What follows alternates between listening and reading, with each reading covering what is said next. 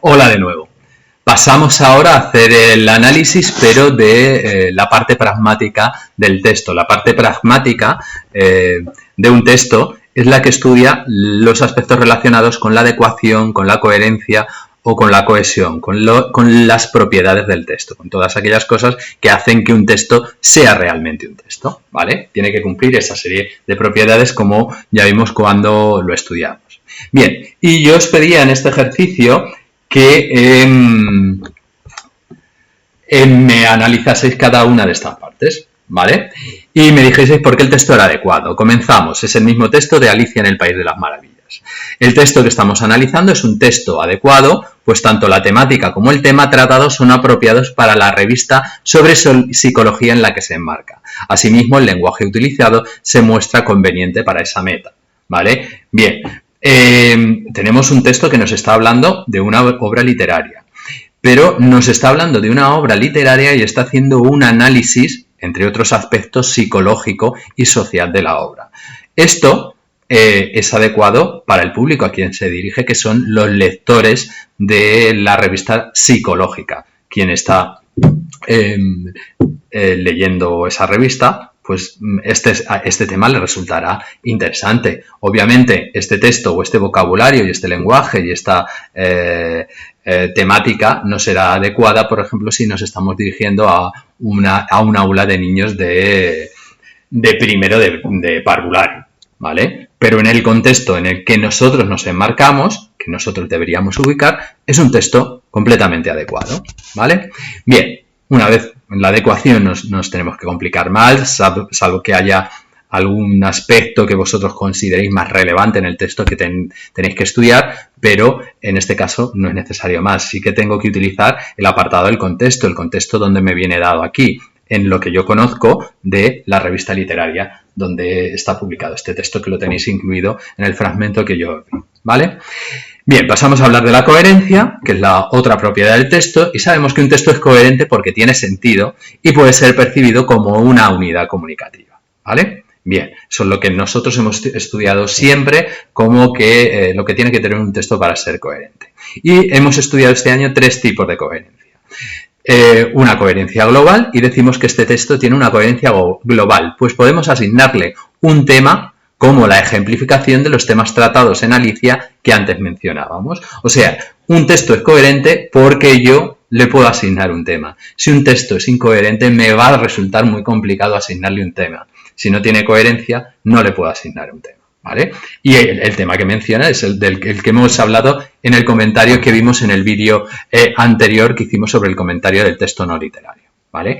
Luego tiene coherencia lineal, pues hay una estrecha relación entre sus partes. La coherencia lineal habla de la relación entre las distintas partes del texto y como vimos ya en lo que era el apartado de estructura, el párrafo segundo sirve para ilustrar lo presentado en el primer párrafo, y el tercero insiste en lo dicho en el inicio, reforzando la explicación de la parte central. Bueno, aquí como lo he hecho rápido, parece que está un poco confuso, pero es muy fácil. El párrafo que hay en el centro lo que hace es desarrollar o explicar la idea que el autor da al principio, con lo cual esas dos partes están relacionadas.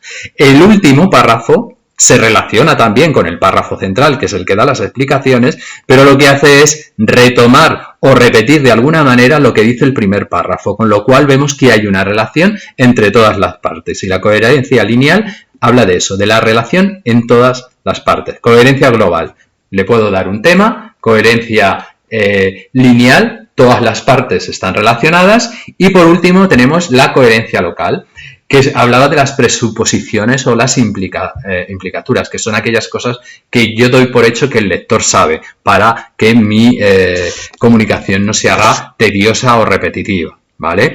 Pues tiene coherencia local, pues se presupone a los lectores del artículo que han leído la obra de Alicia o conocen la obra de Alicia en el País de las Maravillas y poseen ciertos conocimientos literarios o psicológicos mínimos, para que yo no les tenga que explicar palabras como paranoia o narcisismo. Se da o se sobreentiende que quien va a leer ese artículo va a poder entenderlo, ¿vale? Eso es la coherencia global. Tengo en cuenta qué es lo que quiero decir y parto en alguna manera de lo que yo pienso que los demás saben para no repetir ciertas cosas. ¿Vale? De acuerdo.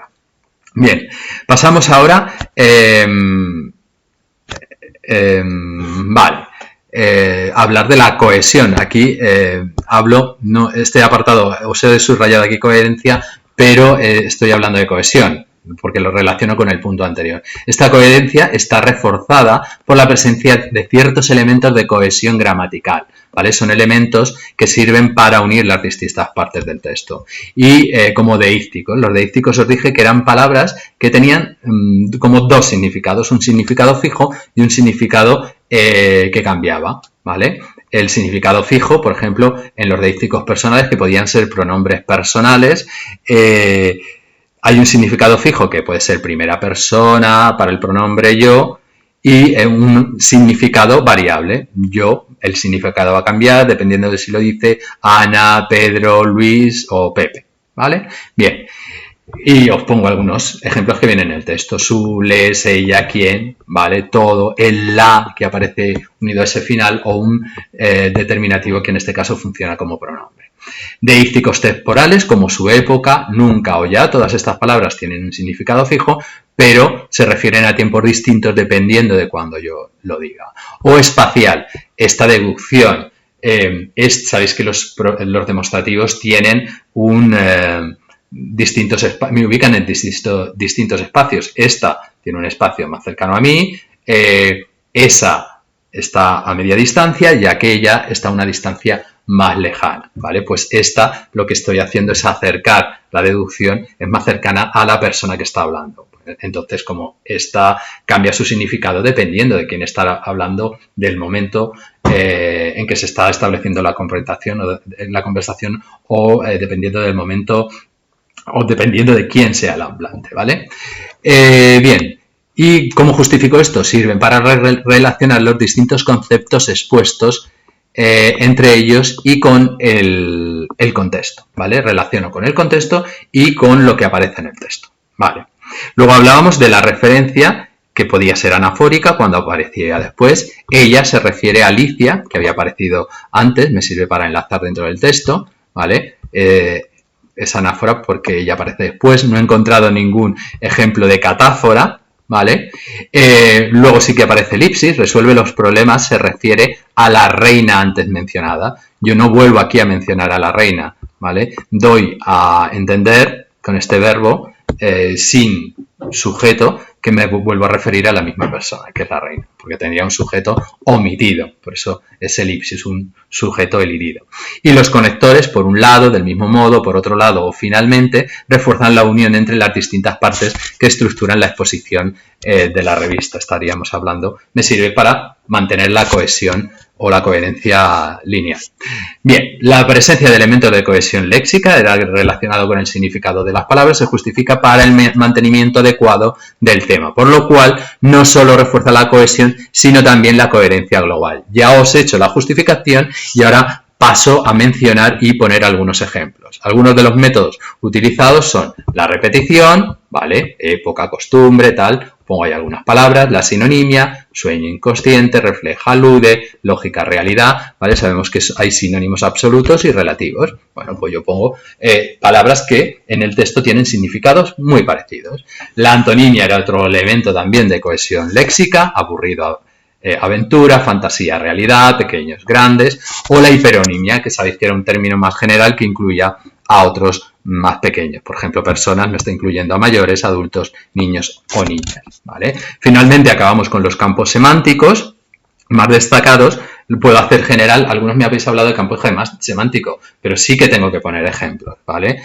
Contribuyen a la cohesión del texto y a la homogeneidad temática, mantener el tema, ¿vale? Por ejemplo, encontramos el referente a la actividad del hombre cultivado, literatos, músicos, etcétera. El que hace mención al mundo interior o psicológico, inconsciente, pesadilla, ansiedad, conducta paranoica. O la condición del interés matemático de Carroll, se aparece con otro campo semántico como podría ser teoría de los números, límites variables, científico o matemático. Finalmente acabo con una pequeña conclusión donde digo, a la vista de lo expuesto, podemos concluir que estamos ante un texto adecuado, cohesionado y coherente y utiliza los distintos mecanismos lingüísticos para conseguir el éxito del proceso comunicativo. Y con esto